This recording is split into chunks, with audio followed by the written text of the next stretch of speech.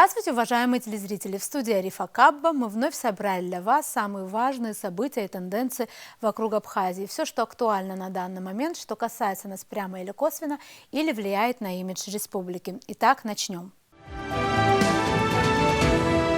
В Тбилиси на прошлой неделе начались массовые волнения и протесты с применением насилия. Катализатором всего этого стал факт принятия в первом чтении парламентом республики закона об иностранных агентах. На главной площади грузинской столицы противники закона собрались еще до того, как парламент начал его рассматривать, но после того, как он был грузинскими парламентариями поддержан в первом чтении, это привело к массовым протестам и недовольству собравшихся людей.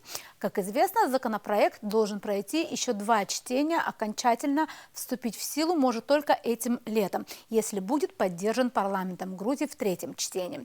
По оценкам разных СМИ, участие в демонстрациях против принятия парламентом закона об иностранных агентах приняли от 30 до 50 тысяч человек. Против протестующих грузинская полиция применила водометы, слезоточивый газ и шумовые гранаты. Если говорить об истории самого принятия закона, стоит отметить, что еще в феврале в грузинском парламенте были зарегистрированы 2 версии законопроекта – грузинская и американская.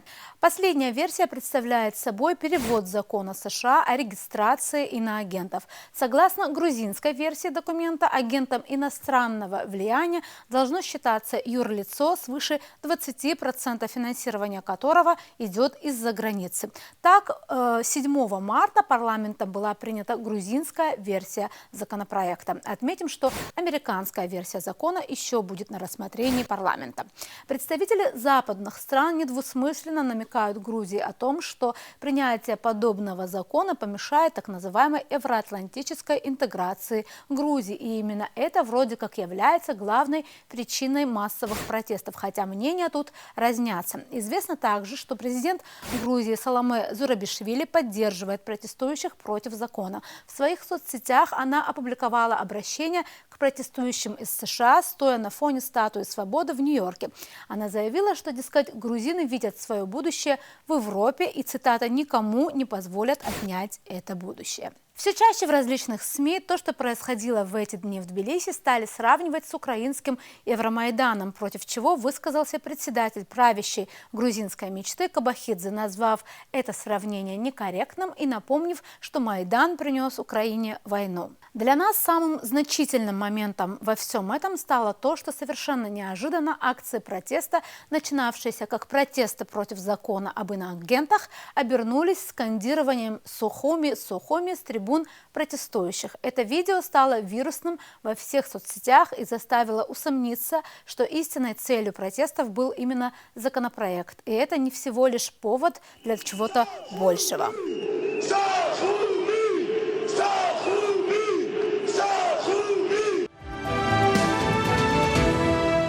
Помощник президента Абхазии по международным делам Максим Гвинджа в интервью российским СМИ сказал, что происходящее сейчас в Грузии можно назвать вторым Майданом. Мы видим, что за этим Майданом стоят определенные силы, так же, как и на Украине. Практически по методичке создается ситуация, которая может обернуться очень трагическими последствиями, пояснил Гвинджа. Он считает, что радикальных сил в Грузии меньшинство, но в результате протестов они могут прийти к власти и начать новую военную авантюру против Абхазии и Южной Осетии. При этом, добавил Максим Гвинджа, большая часть людей, выкрикивавших на видео требования пойти на Сухум, это приезжие люди, которые прибыли в основном из Украины, в то время как само грузинское правительство с самого начала военной операции вело себя рационально и отказывалось открывать второй фронт. Помощник президента пояснил, что в Грузии есть все предпосылки для развития украинского сценария, особенно если учесть, что в это тяжелое для страны время глава государства находится в Вашингтоне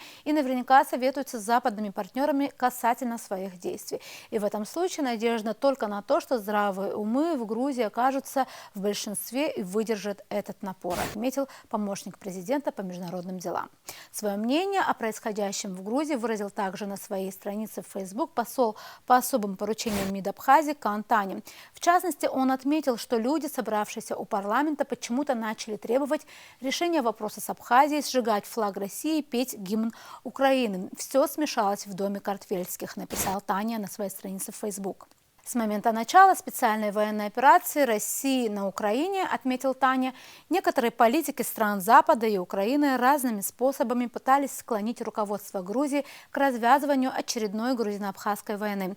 В СМИ эта кровожадная идея распространилась под названием «Второй фронт», целью которого является ослабление и оказание дополнительного давления на Россию. Сегодня от грузинского народа, собравшегося у парламента опротестовать принятие закона об иностранных агентах, мы слышим скандирование «Сухуми-Сухуми» с требованием вернуть Абхазию.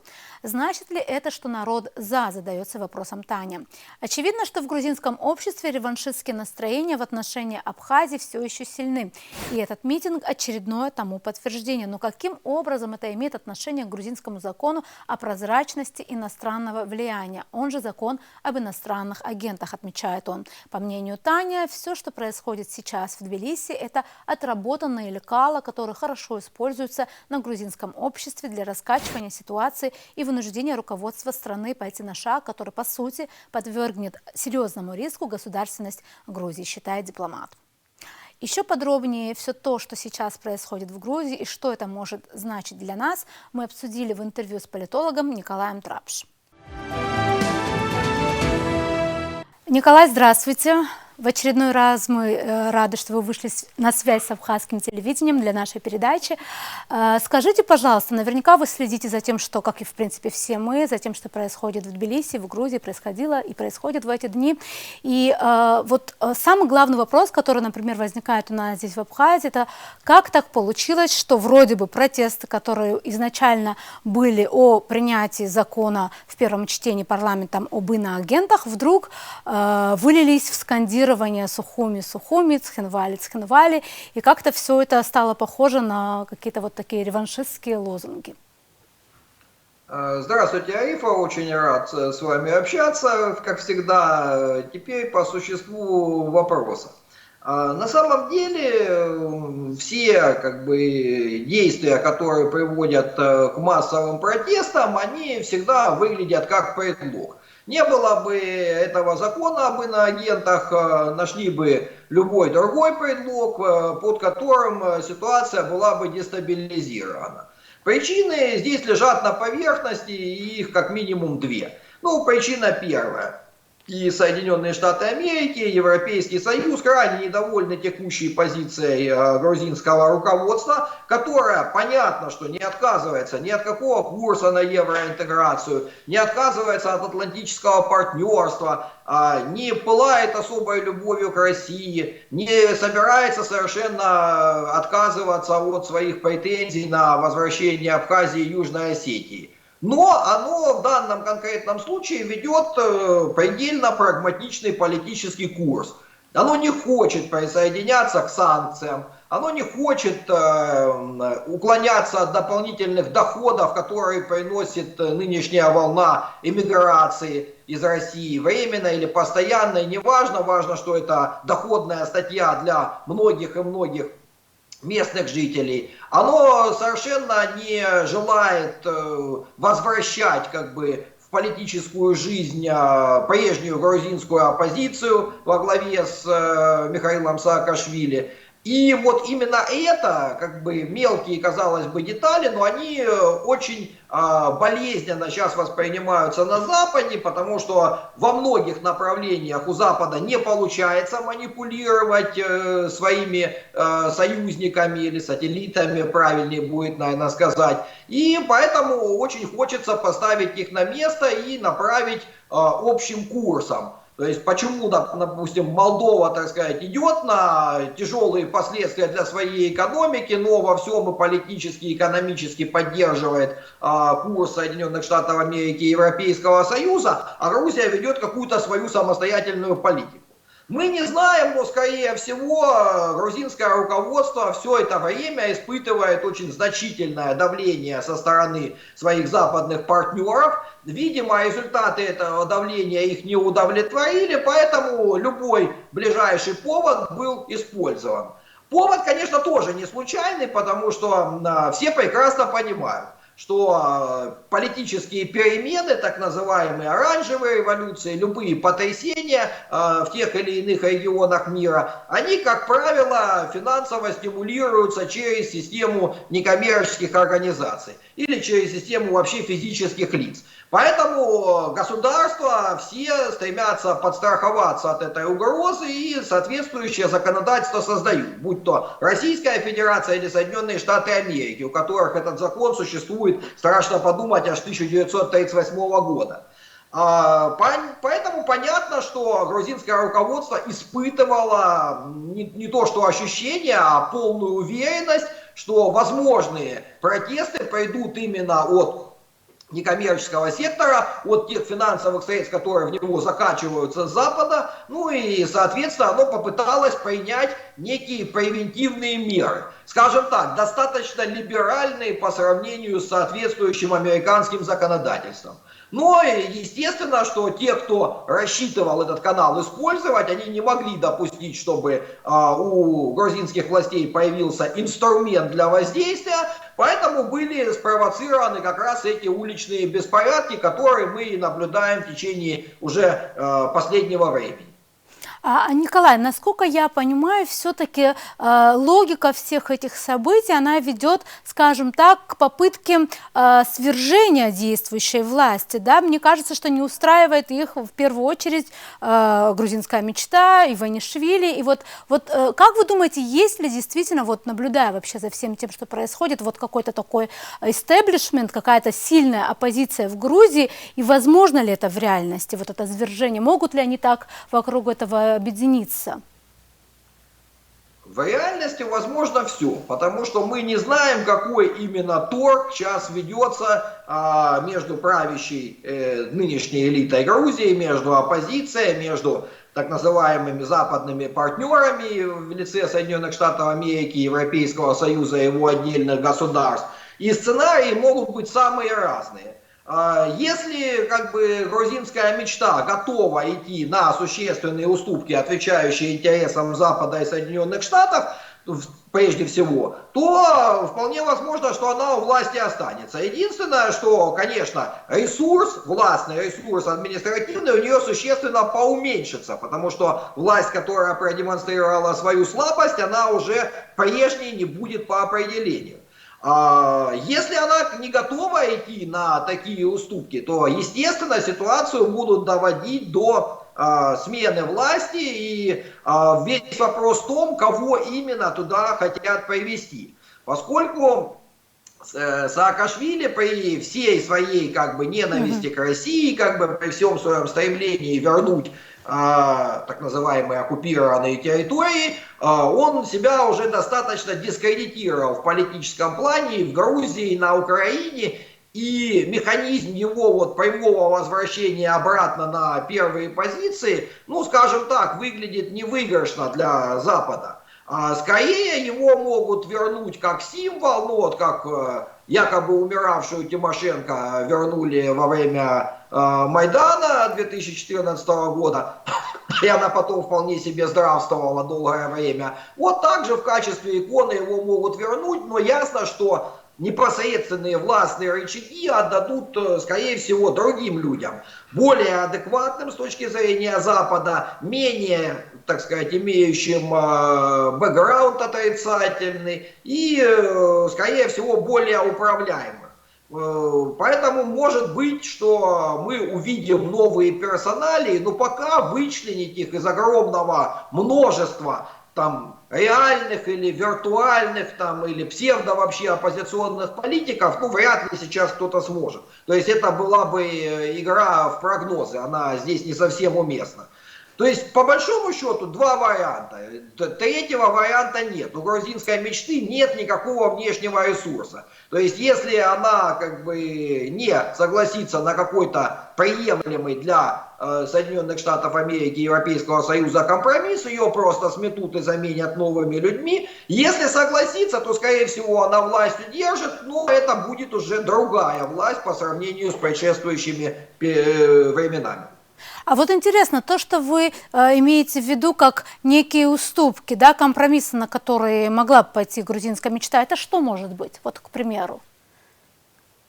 Это может быть только одно. Это может быть официальное присоединение к санкциям, это может быть ужесточение политического курса по отношению к Российской Федерации. Вряд ли, хотя, может быть, это для кого-то и было бы желательно, это будет прямое вооруженное столкновение или, как говорят на Украине, открытие второго фронта.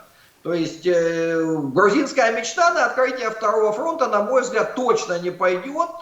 Неважно, где его открывать, в Абхазии или в Южной Осетии или еще где-то. Поскольку она отражает интересы, прежде всего, той части грузинского общества и той части грузинских избирателей, которые воевать не хотят и которые четко усвоили уроки пятидневной войны. Другое дело, если грузинская мечта как раз будет от власти отстранена и придут к власти новые силы, то тут весь вопрос в пропорциональном присутствии радикальных политиков среди этого нового политического истеблишмента. То есть, если туда введут достаточное количество радикалов, может быть, на полномасштабную войну они-то и не решатся, а вот на целый ряд вооруженных провокаций, чем славна была в свое время и граница Российской Федерации, или границы ДНР, ЛНР с Украиной весь период с 2014 года, они могут решиться. И там уже последствия могут быть самыми непредсказуемыми. То, что звучат выкрики на Сухум, это, на мой взгляд, так сказать, элемент публичной повестки, то есть это такое ритуальное заклинание, которое показывает, что те, кто стремится к власти, они не собираются менять какие-то базовые ценности грузинской государственности. То есть это всегда необходимая повестка, да, любого митинга, то есть сказать, абсолютно, что... Абсолютно. То есть это как в свое время необходимой повесткой для человека, проживавшего в Московской царстве или в Российской империи, было отношение, допустим, к православию как к первенствующей конфессии. Вот точно так же у современного грузинского общества это отношение к вопросу Абхазии и Южной Осетии. То есть ни одна пока грузинская элита, какая бы она ни была, сколь бы оппозиционная она ни была по отношению к действующей власти, она не имеет отличий по одному вопросу. Весь грузинский политический спектр однозначно видит Абхазию и Южную Осетию в составе Грузии. Иной повестки там просто нет. Может, есть какие-то маргиналы, но это именно маргиналы. Потому что, точно так же, как я не знаю людей в абхазском политическом спектре, которые видят Абхазию в составе Грузии. Может, такие, конечно, и есть, но я даже на маргинальном уровне таких не знаю. Поэтому здесь совершенно очевидно, что нужно обязательно подчеркнуть и эту ритуальную фразу произнести. Потому что, не дай бог, ее не произнесешь, и оппоненты тут же этим воспользуются и скажут: они готовы сейчас вот тут поступить совсем, лишь бы захватить власть. То есть нужно вот эти кодовые слова произнести, и они произнесены. Ясно, что ситуация 92 года сейчас невозможно. Не тот уровень турбулентности общества, не те лидеры, не та степень готовности, потому что им то, что происходило 30 лет назад, и то, что происходило в 2008 году, очень многих отрезвило и сформировало впечатление, что военным путем просто так этот конфликт не решается. И плюс к тому сейчас очень существенно ситуация отличается от 1992 года, то есть на границах стоят российские пограничники с Абхазией, с Южной Осетией, и военные базы присутствуют. Одна военная база в Скинвале, по-моему, больше, чем весь остальной город вместе взятый. То есть ясно, что никакой легкой победы, никакого триумфального шествия не будет, ни при каких обстоятельствах, пока, по крайней мере, нет к этому никаких предпосылок. Но заявить о том, что такая цель стоит, это очень важно. То есть это в том числе и борьба за поддержку и за голоса тех радикальных избирателей, которые не видят ничего, кроме того, что нужно вооружиться и обязательно вернуть утраченное, неважно какой ценой. Но это маргинальная часть грузинского спектра, я не думаю, что она будет задавать политическую повестку. Николай, большое спасибо, стало много яснее. Спасибо, что ответили на наши вопросы.